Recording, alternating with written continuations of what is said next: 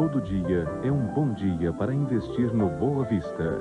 Banco Boa Vista oferece Bom Dia Brasil. Bom dia. Bom dia.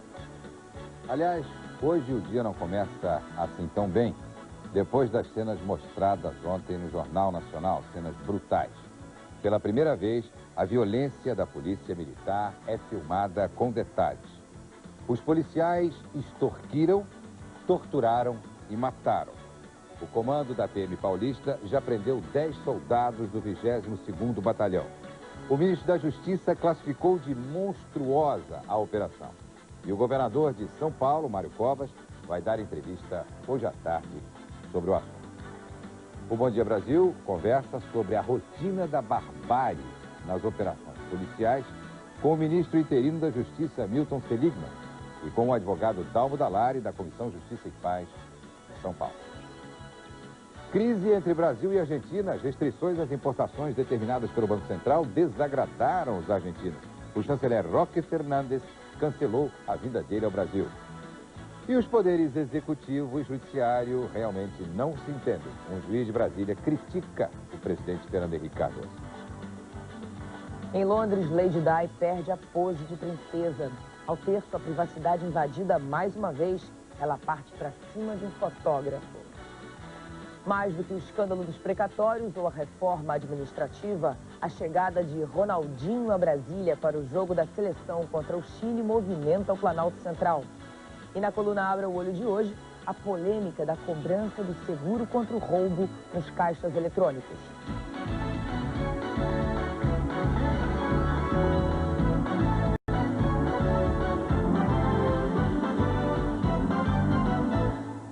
O Jornal Nacional mostrou ontem as imagens mais brutais de violência policial já registradas por uma câmera.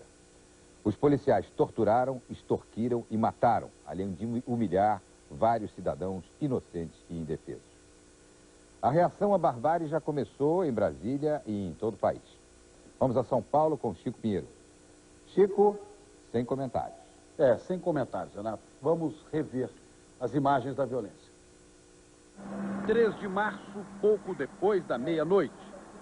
Um pelotão da Polícia Militar começa uma operação de repressão à venda de drogas na favela Natal, em Diadema, São Paulo. Os PMs torturam inocentes.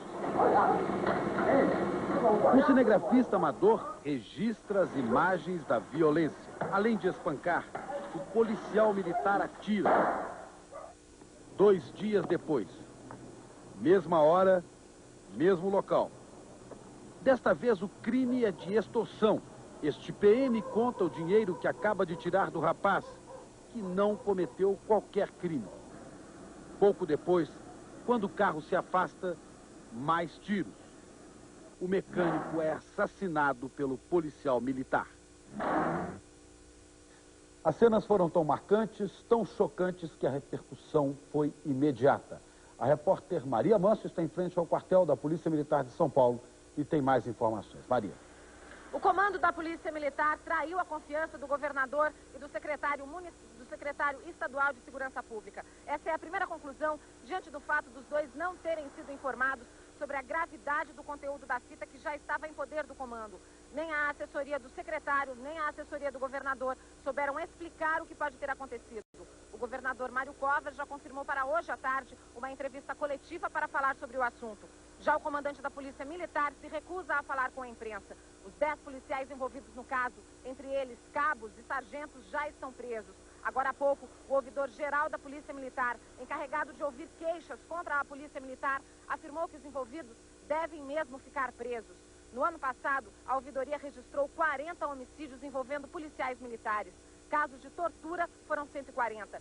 Já o Procurador-Geral de Justiça do Estado, Luiz Antônio Marrei, afirmou que os fatos divulgados pela Rede Globo constituem uma barbaridade e devem ser punidos, porque um Estado democrático não pode conviver com agentes da lei que matam. E as imagens divulgadas ontem à noite pela Rede Globo são tão chocantes que menos de uma hora depois, 2 agências internacionais, a Reuters e a France Press, já divulgavam o caso para o mundo inteiro. Chico Pinheiro. Bom, nós estamos aqui com o professor Dalmo Dallari, vice-presidente da Comissão Internacional de Juristas no organismo da ONU. Professor Dallari, por que tanta violência da polícia? Eu acho que há uma explicação básica, que é o erro de nós ainda termos polícia militar. Polícia é uma coisa, militar é outra. A polícia é um órgão de natureza essencialmente civil que existe para proteger a pessoa e o patrimônio. E o militar existe para combater inimigos. Então, quando se tem uma polícia organizada como militar, dá-se uma mentalidade, dá-se um treinamento para o combate de inimigos. E o inimigo, no caso, é o povo que deveria ser protegido. Há este erro essencial que só será corrigido com a desmilitarização das polícias. O Renato tem uma pergunta do Rio de Janeiro. Renato. Professor, os abusos das polícias vêm sendo registrados há muito tempo no âmbito dos governos estaduais, nada se faz. Por que o senhor acredita que isso possa mudar a partir de agora? Eu acho que essa divulgação feita pela Globo é extremamente importante porque as polícias militares normalmente negam a ocorrência dessa violência. É muito grande o número de casos de pessoas assassinadas, como neste caso, um trabalhador assassinado, e a polícia que faz o inquérito, ela mesma se auto-investiga e sempre diz que os policiais atiraram em legítima defesa. É a desculpa Esse permanente. é um caso que tomamos conhecimento, né? O cinegrafista amador teve a coragem de nos dar essa aqui. Certo? Foi extremamente importante isso, porque mostra como, na realidade, esses policiais estão agindo. Quer dizer, um dado que é importante é que dentro da própria polícia militar, ou das polícias militares, existe uma parte da oficialidade que não concorda com isso. Mas, como a polícia é militar, muita coisa lá acontece em segredo. Nem sequer o governador, nem o secretário de segurança conseguem controlar os oficiais violentos que dão cobertura aos praças violentos. Esse é um dado muito importante. O caso Monforte também tem uma pergunta lá de Brasília. Monforte. Professor Dallari, o que a comissão pode fazer, além da divulgação, de disparar pelo mundo, essa ação violenta dos policiais? O que a comissão pode fazer? Naturalmente, é muito importante a divulgação, porque ela acaba tendo um peso sobre os políticos, sobre os governadores, sobre o secretário de segurança, para que acabe essa acomodação. Na verdade, tem havido muito isso, uma tolerância exagerada em relação a essas atividades violentas. Assim, por exemplo, no caso dos Carajás, quando houve... Corumbiara, Eldorado de Carajás, Carandiru. Quer dizer, naqueles casos todos, o governo federal deveria ter imediatamente determinado a intervenção no Estado. Por quê? Porque estava evidente que o governador do Estado, o secretário de Segurança, não estavam agindo para investigar e para punir os responsáveis. E não tem controle da própria polícia. E não tem controle da própria polícia, mas em grande parte porque ela mantém erroneamente este caráter de polícia militar. Isso é um erro que vem desde o começo da República, em que os estados criaram pequenos exércitos, porque havia a ameaça de intervenção federal nos estados e organizaram então os seus exércitos. No caso de São Paulo, isso é muito expressivo, porque em 1906, o governador de São Paulo, Jorge Tibiriçá, contratou um grupo de oficiais franceses, oficiais da Academia Militar de Saint-Cyr, para organizarem a polícia de São Paulo. Ora, que coisa absurda. Se eu quero organizar a polícia, eu contrato policiais. E, no entanto, foram contratados oficiais militares do Exército, porque a ideia era organizar um exército. E isso, em grande parte, não foi eliminado. Uma comprovação disso é que ainda hoje a Polícia Militar de São Paulo faz treinamento de guerrilha. Porque não tem sentido, a guerrilha está na Avenida Paulista, está no dia a dia do cidadão. Doutor Dallari, a Leilane tem do Rio de Janeiro uma pergunta também. Leilane. Eu queria voltar, só para encerrar, voltar a insistir nessa questão. O senhor falou na divulgação dessas imagens, mas a Rede Globo e a imprensa já divulgou outras imagens no Rio de Janeiro há alguns anos. Um homem foi assassinado na frente de um grande shopping center e ninguém sabe como isso terminou, ninguém sabe que punição teve esse soldado. Como fica isso? Como é que ficam essas punições? Realmente, esse é um dos problemas graves, porque o inquérito é feito pela própria Polícia Militar. E, naturalmente, aí pesa o espírito de corpo. E esse é um dado que precisa ser dito até com insistência. Há uma parte de oficiais das polícias militares que apoia esse tipo de comportamento. E, por isso, os praças se sentem fortalecidos, até estimulados a se comportarem dessa maneira. E, em continuação a isso tudo, o inquérito é feito pela própria Polícia Militar e depois o julgamento é feito também pela Justiça Militar. E a apologia da violência policial também em alguns programas de televisão. Sim, sem dúvida alguma. Isso também contribui e leva a um outro erro, que é o apoio de uma parte da população. A população pensa que realmente os policiais precisam ser violentos para que o povo seja protegido. E não percebe que o policial violento pode ser violento contra qualquer pessoa. A proteção é necessária, a polícia é necessária, mas a polícia eficiente é aquela que protege sem cometer violência, que protege sem cometer crimes. Se não, é má polícia, sem dúvida alguma. Professor Dalmo Dallari, muito obrigado pela sua presença aqui conosco no Bom Dia Brasil. Eu que agradeço. Renato, quanta barbárie, hein? Quanta violência. Chico, esse episódio bárbaro de Diadema, como nós já dissemos, repercutiu em Brasília. O ministro da Justiça, Nelson Jobim, classificou de monstruosa a operação mostrada no Jornal Nacional de ontem. Vamos a Brasília com o Carlos Monforte, que recebe o secretário-geral do Ministério da Justiça, também ministro da Justiça interino, Milton Seligman Monforte. Pois é, a ação dos policiais de São Paulo pegou muito mal aqui em Brasília. E a definição mínima do ministro da Justiça, como você falou, foi que essa foi uma atitude monstruosa. O ministro da Justiça disse, no entanto, que se trata de uma atitude isolada e que não reflete de forma alguma a corporação que é a Polícia Militar de São Paulo. O secretário executivo do Ministério da Justiça, Milton Seligman, que está aqui com a gente e pode dar mais explicações. Bom, como é que o Ministério classifica realmente esse episódio?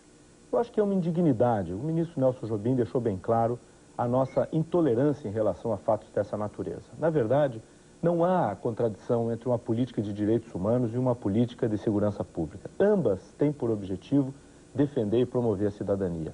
A política de direitos humanos promovendo e defendendo os valores humanos e a política de segurança pública garantindo os espaços da liberdade e da cidadania.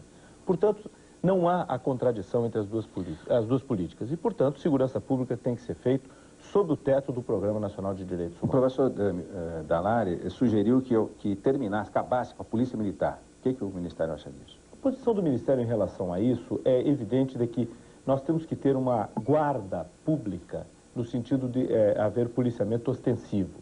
E, evidentemente, essa guarda não é policial, porque não tem função judiciária e não é militar. Então, essa é a posição. O nome Polícia Militar que nós levamos, sem dúvida nenhuma, reflete o que disse o professor. Mas eu acho o mais importante é que nós temos que viver, estamos vivendo no Brasil, um momento de implantação do Programa Nacional de Direitos Humanos. E fatos como esse têm que ter a serventia de provocar a indignação da sociedade brasileira. De modo a que o Programa Nacional de Direitos Humanos possa se implementar contra fatos como esse que nós vimos. Renato tem uma pergunta lá do Rio. Secretário, não é verdade o que disse o ministro, que isso é um fato isolado. Isso não é verdade. Nós comprovamos isso no nosso trabalho do dia a dia. Quer dizer que esse negócio pode ser uma coisa isolada, que a Polícia Militar é boazinha, é mentira, secretário. Não se pode mudar a Polícia Militar, ou então Brasília não pode tomar a peito essa questão e ter uma orientação nacional para se mudar a formação do policial. Renato, eu acho que 3 fatos importantes já foram tomados e merecem ser observados. O primeiro deles é que o governo federal, apoiando iniciativas do Congresso, aprovou uma lei que crimes dolosos contra a vida perpetrados por policiais militares são julgados pela Justiça Comum. Esse é um fato importante. O segundo fato importante nessa linha do que você está falando é uma iniciativa do governo federal em transformar em crimes federais crimes contra os direitos humanos, onde evidentemente nós poderíamos levar a Polícia Federal, ao Ministério Público Federal e à Justiça Federal a investigação, denúncia e julgamento de crimes perpetrados contra os direitos humanos. E o terceiro aspecto importante e que refere-se à mudança, digamos, dessa mentalidade das guardas públicas ou polícias militares, é o que nós estamos executando, Monforte, juntamente com organizações não governamentais do Brasil, que são cursos de direitos humanos dentro das academias das polícias militares. Estamos realizando, vamos realizar ainda mais um conjunto desses cursos, porque é dessa mudança de mentalidade que nós vamos conseguir transformar e tirar essa absoluta vergonha que foi mostrado pela Rede Globo e que existe, sem dúvida nenhuma, no Brasil. Ok, muito obrigado pela sua presença aqui com a gente no Bom Dia Brasil. Leilane. Covardia, crueldade, violência a sangue frio. O comentarista Arnaldo Jabor lembra que cenas como essas são apenas maquetes de brutalidade muito maiores. diante dessa violência toda, falar que horror não adianta nada. A violência aqui não é um acidente. Ninguém perdeu a cabeça. A violência aqui é um desejo, é um barato. Dizem que os exterminadores do Esquadrão da Morte até se excitam sexualmente quando matam. Mas essa violência é também terrível porque a gente vê que acabou aquele papo de luta do bem contra o mal. Aqui, polícia e bandido se confundem. Esse crime não é feito nem por malucos, nem por marginais. Ele é feito por nossos protetores. Mas tem mais. Essa violência também é terrível porque essas cenas são uma maquete de brutalidades maiores. A frieza desses PMs é igual à frieza dos traficantes, que é igual à frieza dos grandes cartéis internacionais de drogas. Isso é apenas um ponto na favela, uma boca do grande mercado da miséria. Portanto, dizer que horror pode ajudar a nos enganar. Não nos horrorizemos como diante de um pecado. Digamos que horror, porque estamos diante de um mercado. Na verdade, essa violência policial mostrada pelo Jornal Nacional é apenas uma das milhares, centenas de operações violentas que ocorrem a cada momento em todas as capitais do Brasil. E a violência policial em Diadema está, claro, em destaque em alguns dos principais jornais do país. Estado de São Paulo, PMs assassinam em São Paulo. Jornal do Brasil, vídeo exibe violência da PM paulista. O Globo, Polícia Federal vai investigar a prostituição infantil em Manaus. 0 Hora de Porto Alegre, CPI instala subcomissão contra Maluf. Folha de São Paulo, convocação de bancos divide CPI. Em Curitiba, Gazeta do Povo, centralização provoca racha na CPI. À tarde da Bahia, agravam-se divergências entre os poderes. Estado de Minas, 20 bilhões para bancos quebrados. E Gazeta Mercantil, Mercosul requer mudanças na medida provisória das importações. Uma guerra de titãs. A disputa entre os poderes executivo e judiciário chega ao Supremo Tribunal Federal. E o presidente do BNDES fala da estratégia do banco para enfrentar as ações na justiça e manter a data do leilão da Vale do Rio Doce. Agora são 7h47. Bom dia, Brasil. Oferecimento Banco Boa Vista. Todo dia é um bom dia para investir no Boa Vista.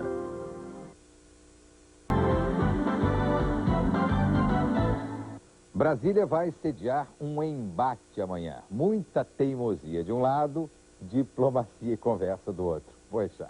E vice-versa, né? Também tem de tudo. Diplomacia tem de tudo um pouco. Tem de tudo um pouco. Tudo pode acontecer na reunião que Fernando Henrique Cardoso e Itamar Franco vão ter amanhã em Brasília. Esse encontro é a pororoca do sedutor com cabeça dura, mas o enredo está pronto e tem pouca chance de mudar. Itamar vai comunicar formalmente que é candidato à sucessão presidencial. Também vai pedir demissão da Embaixada do Brasil na OEA.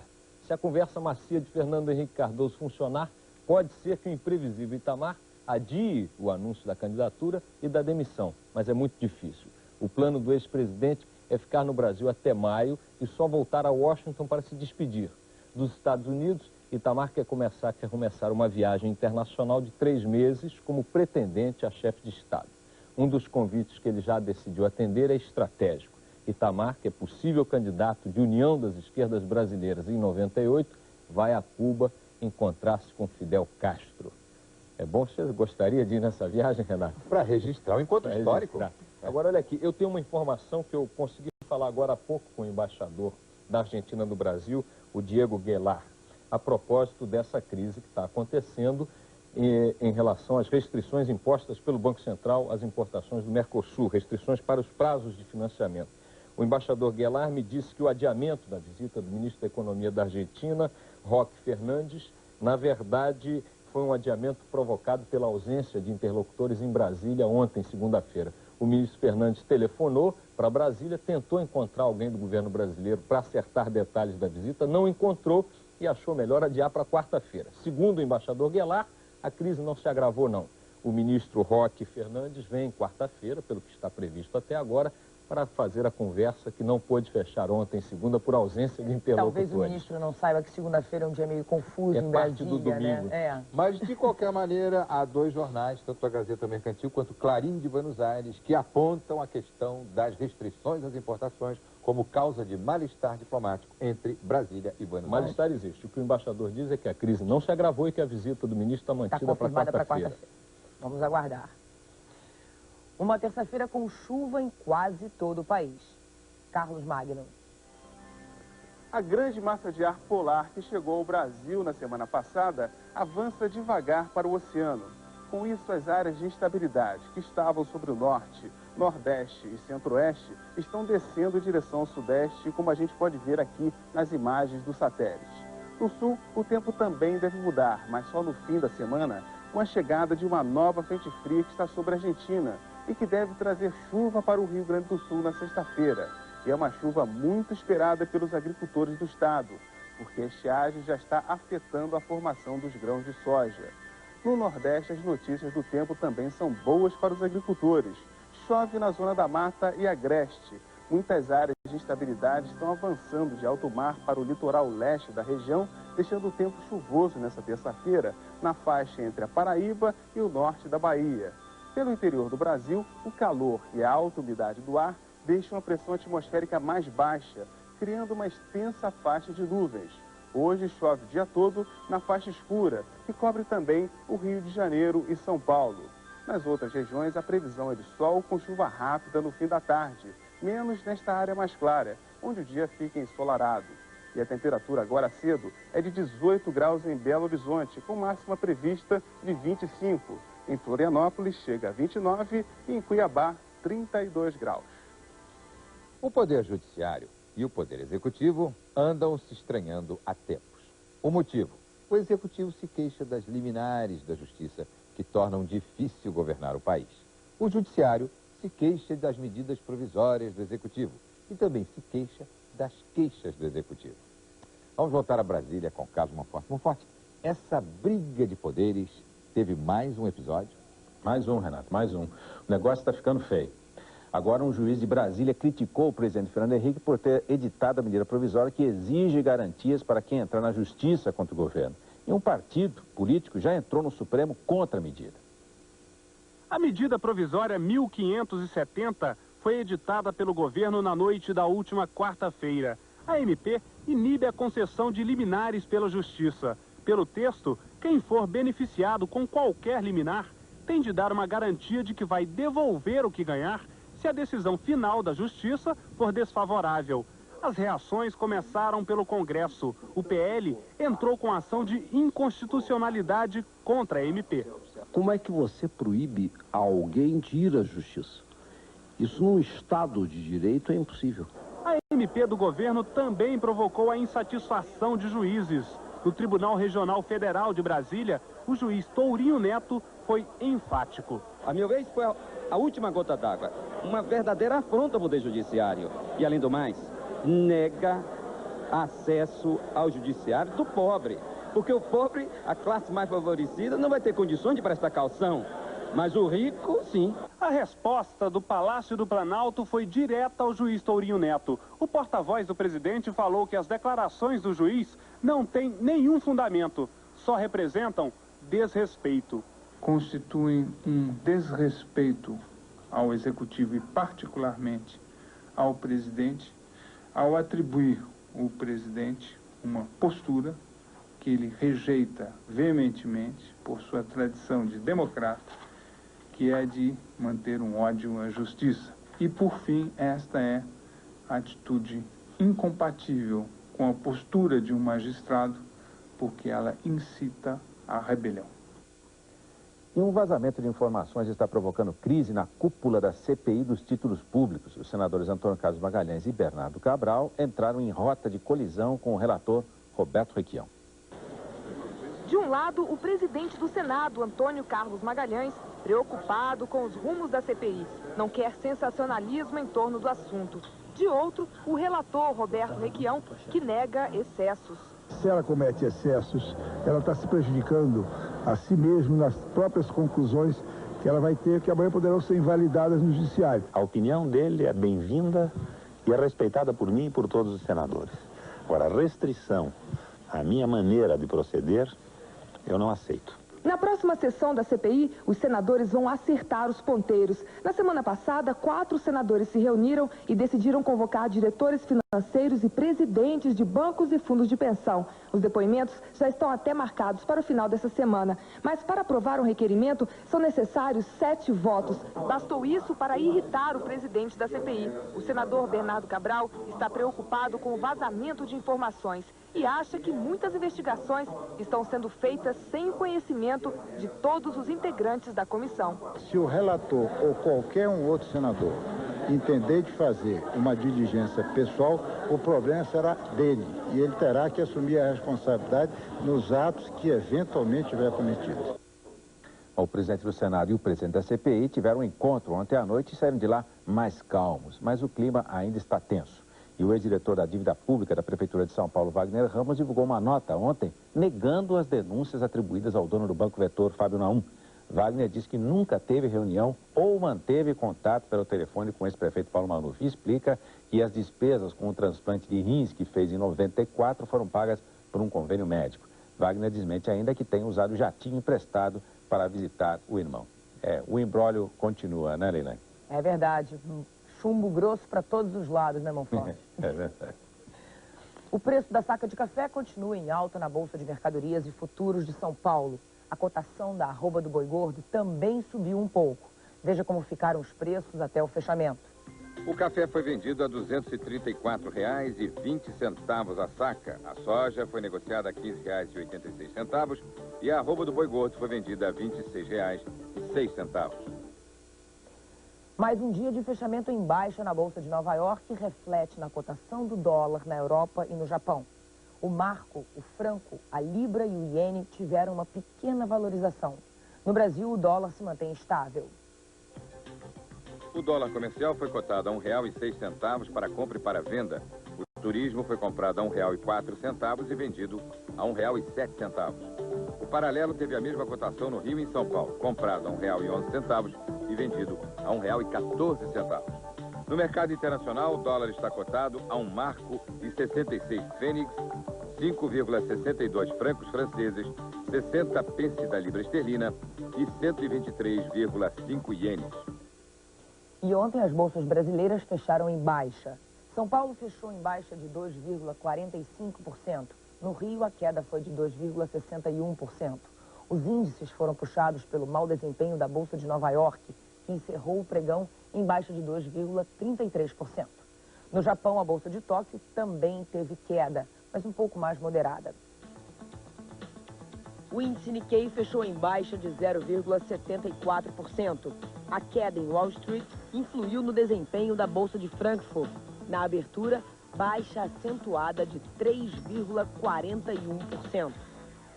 O calendário de privatização da Companhia Vale do Rio Doce está mantido e a maior preocupação do BNDES são as ações judiciais que podem procurar liminares para impedir o leilão. Nós vamos conversar com o presidente do BNDES, Luiz Carlos Mendonça de Barros, sobre a contagem regressiva para o dia D, o dia da venda, 29 de abril. Presidente, o que o BNDES está fazendo para parar essa pressão que vem contra a venda, contra o leilão no dia 29 e as possíveis liminares ou ações judiciais que possam procurar impedir isso?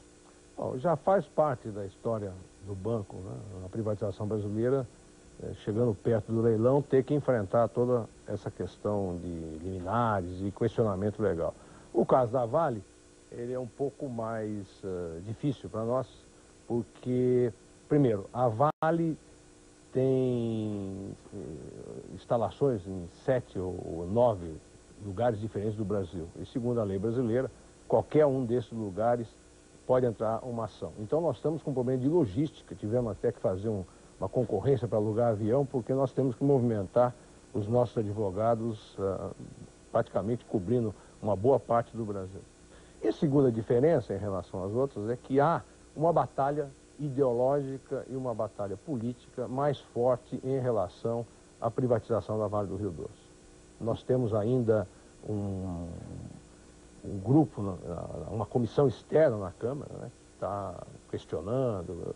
Agora, isso faz parte do padrão de privatização, a adrenalina sobe, né, e a gente é obrigado a manter a cabeça fria aí para enfrentar tudo isso que vem pela frente. Presidente, dos pontos que essa comissão externa tem apresentado de crítica ao processo de privatização da Vale, particularmente em relação ao comportamento da Merrill Lynch, não há nenhum ponto que lhe pareça minimamente procedente, quer dizer, não há nas críticas ao processo de privatização da Vale especificamente, nada que pudesse ser aproveitado para melhorar esse procedimento do banco? Não, é evidente, nós estamos com a preocupação de sempre procurar entender o que está se falando. Mas que ponto o senhor colocou? Nós temos um problema só. Evidentemente, esse grupo que fez o trabalho da COP tem uma vinculação ideológica e política com o programa. Então, ao nosso entendimento, isso, de certa forma, torna as análises deles menos contributivas em relação a um processo correto.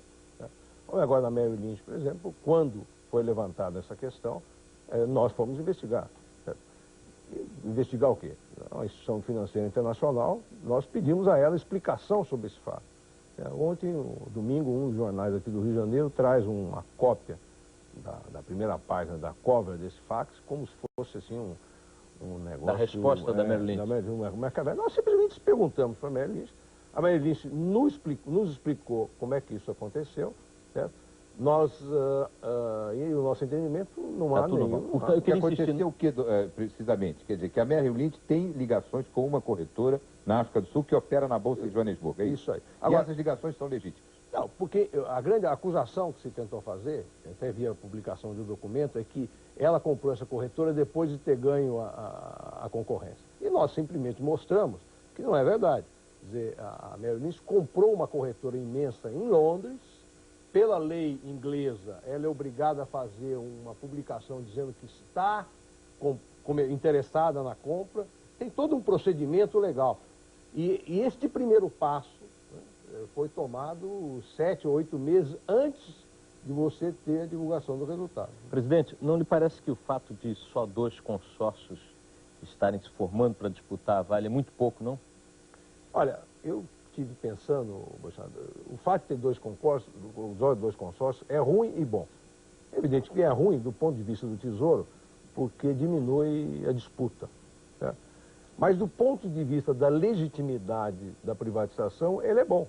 Porque o que os inimigos da privatização têm dito é que nós estamos entregando isso por peixe de banana, por galinha morta. Não, mas eu estava perguntando se não teria sido bom que fossem 3 ou 4. Não. Eu acho que o ideal é que tivesse mais disputa, mas eu quero dizer assim, meio assim, na poliana, você vê?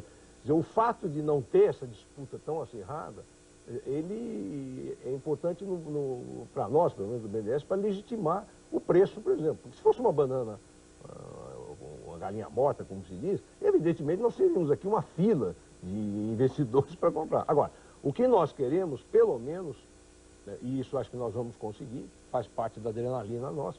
Quer dizer, nós temos 2 consórcios fortes, uma presença de empresas nacionais predominante, que eu acredito que vai ser positivo no sentido de dar legitimidade a esse processo de venda. Né? Presidente, a questão da formação do preço. O preço mínimo é, ao mesmo tempo, uma coisa conveniente e uma armadilha, porque ele é uma camisa de força. E está sendo criticado também. Essa é uma das questões da galinha morta que o senhor está dizendo aí. A formação do preço, o senhor considera que está, digamos, justa? Olha, o cálculo de preço de uma empresa como a Vale tem um padrão internacional. Isso aí não é uma coisa que se invente. Hoje você tem uma especialização em relação a isso e nós seguimos a prática, os padrões internacionais, até porque nós temos 2 grandes bancos, a Merrill Lynch e o Rothschild inglês, que são bancos acostumados a esse tipo de coisa. Então nós estamos muito confortáveis em relação ao cálculo. Agora, o cálculo de um preço de uma empresa, ele não é uma coisa científica exata. Depende, por exemplo, talvez se o cálculo da Vale fosse feito hoje, o preço seria um pouco mais baixo, porque essa queda imensa da Bolsa de Nova York, há toda uma preocupação em relação à taxa de juros. Né? Quer dizer, o preço de uma empresa flutua com a conjuntura.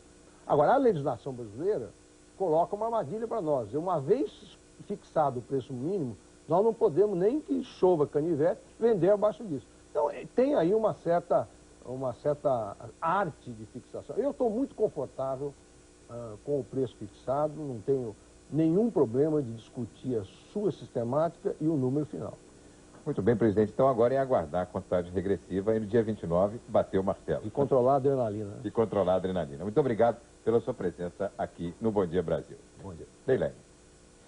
2 acidentes matam 21 pessoas na Espanha.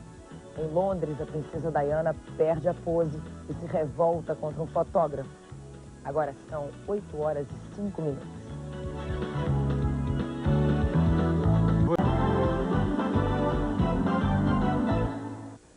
Nos Estados Unidos, a energia nuclear não resistiu à competição de mercado. 6 usinas já foram fechadas. Mais do que o perigo da radiação, o que determinou a desativação das usinas foi o preço. A energia ficou muito cara.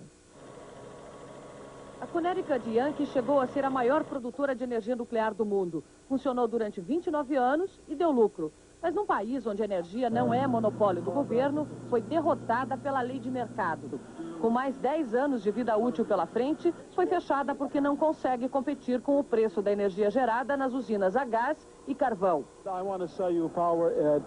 É simples, diz o Relações Públicas da usina. Se eu quero te vender energia por $50 o megawatt e outro te oferece por 20, de quem você vai comprar?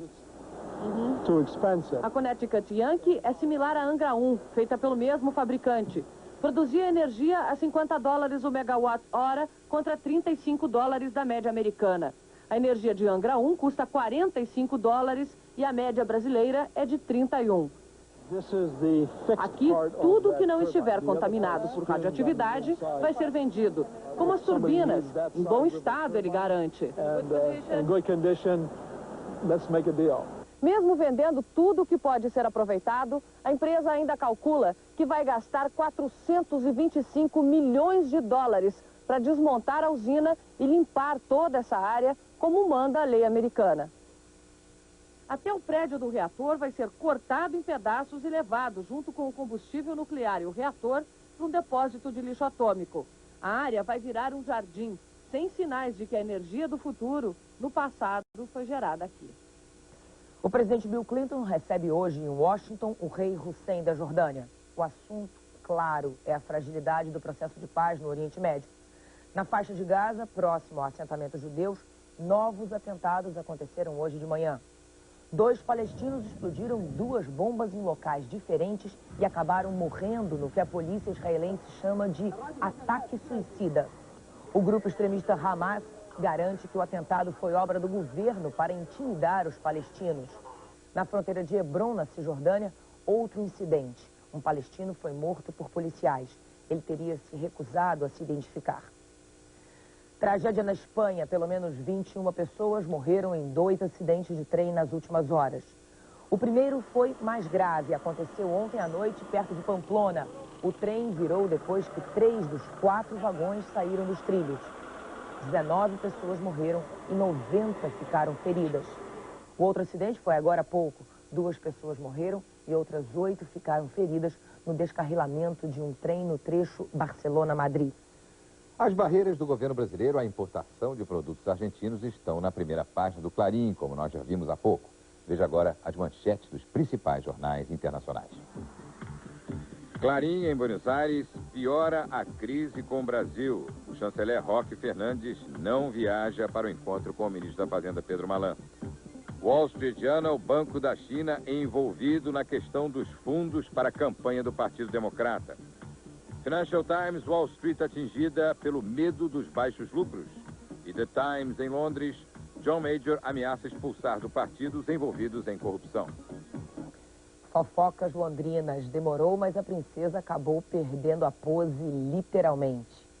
Trali, você que está em Londres, conta pra gente essa última fofoca da princesa Diana. Não é de hoje que a Diana anda sem paciência com os paparazzi, os fotógrafos que viraram uma espécie de sombra da princesa. No ano passado, ela desceu do carro no meio do trânsito e arrancou a chave da moto de um paparazzi.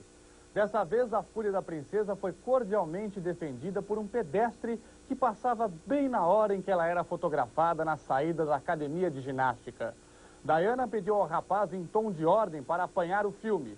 E como se esperava, o rapaz bancou o herói. Deu uma chave de braço no fotógrafo, sob o olhar desconcertado da princesa. Ela só foi embora depois de receber o filme. O que Diana ainda não se deu conta é de que toda vez que ela ataca um fotógrafo, tem sempre um outro registrando tudo. E aí, o ridículo vira escândalo nacional. Renato. Gonçalves, o herói da vitória do Botafogo. Só um minuto só para comentar essa história da Diana. É verdade. Se ela, qualquer coisa que ela fizer... Ela tem que aceitar essa situação, não tem jeito. Mas dessa vez perdeu apoio. Bom, voltando ao assunto do futebol. Gonçalves, o herói da vitória do Botafogo, quer dar a camisa do jogo de presente a uma torcedora especial. E na chegada da seleção brasileira a Brasília para o jogo contra o Chile, Ronaldinho, mais uma vez, rouba a cena. O esporte daqui a pouquinho. Agora são 8 horas e 12 minutos.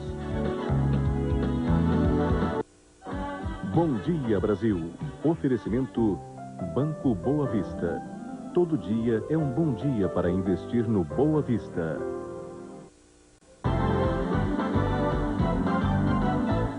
O jogador número 1 do mundo rouba todas as atenções em Brasília. Onde Ronaldinho chega, Maurício? Sobra pouco, quase nada para os outros jogadores, Renato. Amistoso do ano, segundo da seleção brasileira que enfrenta o Chile amanhã. Sobre o time que entra em campo, Zagallo até fala, mas não diz muita coisa. Eu venho falando isso desde o jogo da Polônia, que a gente está sempre procurando manter uma base. Zagallo esconde o jogo, promete anunciar o time esta tarde no treino que será realizado no estádio Mané Garrincha, se o tempo permitir. Um dos candidatos a um lugar entre os 11 titulares é o zagueiro Gonçalves. Autor do gol que deu o título da Taça Guanabara ao Botafogo, ele pode ser o companheiro de Aldair contra o Chile. Gonçalves é um dos 6 zagueiros que brigam por 4 vagas na seleção. Certo, garantido, confirmadíssimo, só mesmo o número 1 do mundo. Aonde ele chega é o tumulto. Mais torcedores se mobilizaram para ver Ronaldinho do que o grupo todo. Assim tem sido a vida dele. Para os fãs que perseguem o ídolo, a seleção é Ronaldinho e mais 10. Na seleção, o destino do jogador mais assediado está traçado. Já no Barcelona, o futuro de Ronaldinho é incerto. Hoje, mais do que possível, é provável a saída dele do clube espanhol. Existe, claro, a possibilidade, tanto que no meu contrato tem uma cláusula de rescisão, onde o clube que vier a pagar o valor estipulado dentro da cláusula tem a prioridade de ter o meu passe, né? Tem muito clube querendo, só que não é tão fácil assim não. Afinal, são 32 milhões de dólares só de multa. Mais uma marca incrível para Oscar. Sem passagem pelo basquete americano, ele foi escolhido um dos 10 melhores estrangeiros em todos os tempos do melhor campeonato do mundo. Convites para disputar a Liga Americana não faltaram, mas Oscar sempre acabava recusando. Nada disso atrapalhou a escolha dos fãs do basquete. Pela internet, criaram um time dos sonhos e escalaram 10 estrangeiros que jogaram nos Estados Unidos. E incluíram Oscar, o único que nunca disputou a Liga. Um presente para o jogador que participou de 5 Olimpíadas pela seleção brasileira e foi cestinha em 3. Voltando ao futebol, o zagueiro Gonçalves, que marcou o gol do Botafogo na conquista da Taça Guanabara, manda de Brasília um recado para dona Nídia Magno, aquela torcedora fiel que você conheceu ontem aqui no Bom Dia. Fiquei emocionado de ver a sua vibração, ver a sua expressão, ver o seu sofrimento, né? Sua torcida pelo Botafogo num estádio com 80 mil pessoas, né? Se arriscando a todo aquele tumulto. Isso realmente motiva qualquer profissional. E gostaria muito que nós pudéssemos nos encontrar quando eu voltar da seleção para que eu possa presenteá-la com a minha camisa, a camisa do jogo. Com certeza vai ser uma alegria muito grande poder dar esse presente à senhora em retribuição ao seu amor e à sua torcida pelo nosso Botafogo.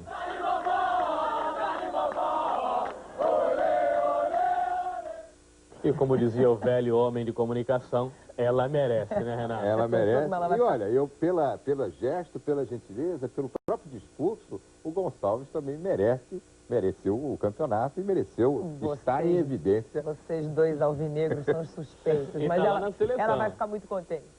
A polêmica da cobrança do seguro contra assalto nos caixas eletrônicos é o assunto da coluna Abra o Olho daqui a pouco. E o nascimento de 2 animais raros em cativeiro anima os grupos de preservação da vida selvagem. Agora são 8h17.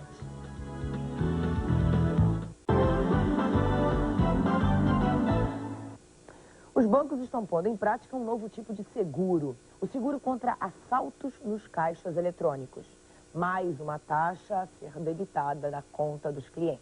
A coluna Abra o Olho ouve clientes e o representante de uma empresa administradora de caixas eletrônicos. E checa como está sendo recebido pelo público esse novo serviço, que por enquanto funciona apenas no Rio e em São Paulo.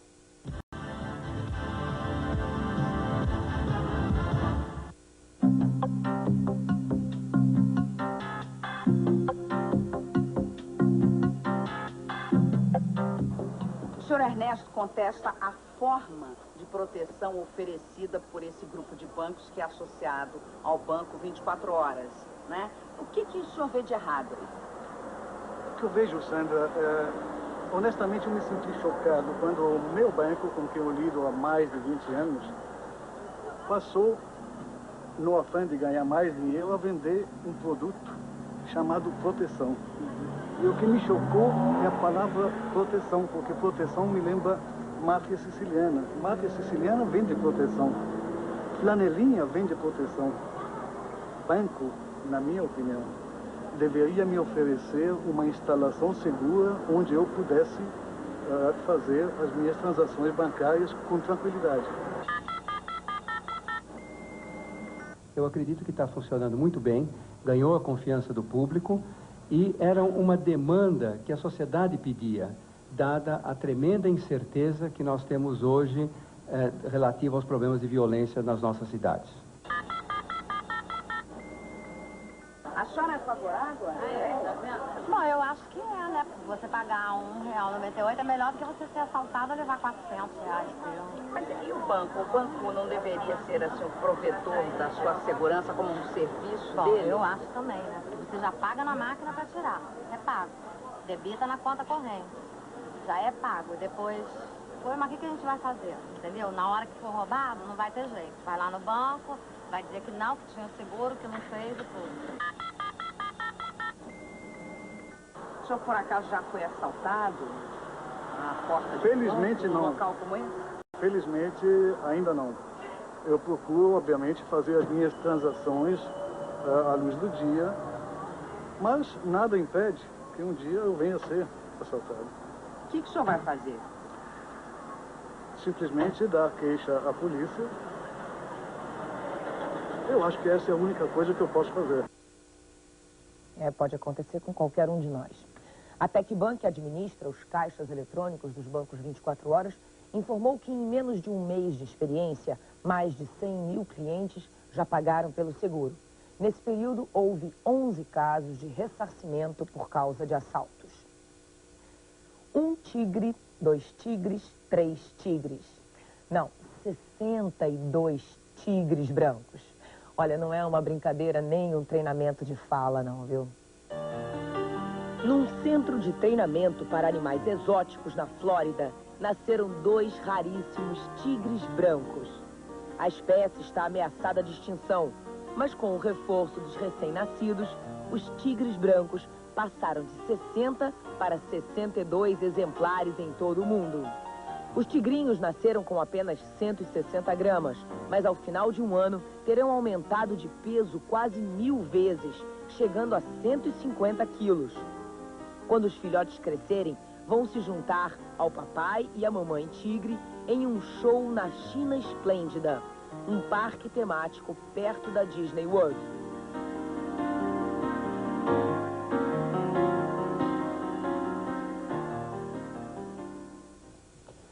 Nos Estados Unidos, um juiz federal adiou para o próximo sábado a entrada em vigor da nova lei de imigração. A lei dá 6 meses para que os imigrantes ilegais regularizem a situação. Uma última notícia de Israel agora. Um policial palestino foi morto a tiros por soldados israelenses durante uma manifestação, agora há pouco, na Cisjordânia. O policial estava sem uniforme e tinha 25 anos. Uma explicação, eu perguntei ao jurista Dalmo Dallari sobre a possibilidade, a falta de punição de 2 PMs envolvidos num assassinato a sangue frio em frente ao shopping no Rio de Janeiro. O comandante da PM do Rio ligou e informou que eles não ficaram impunes. O cabo Flávio foi condenado a 20 anos de prisão e o cabo Wilson a 15. Os 2 estão na prisão. O Bom Dia Brasil está terminando. Nesta edição, você viu as reações aos atos de barbárie cometidos por integrantes da Polícia Militar de São Paulo.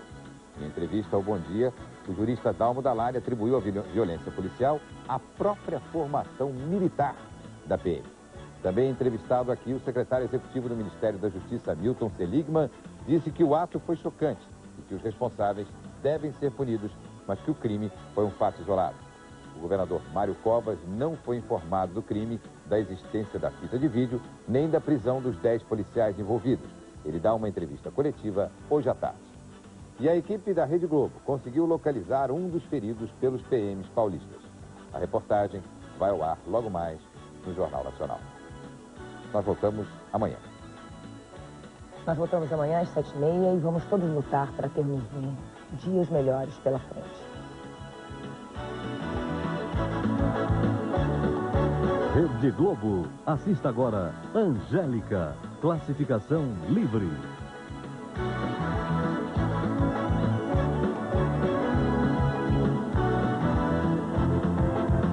Bom dia, Brasil.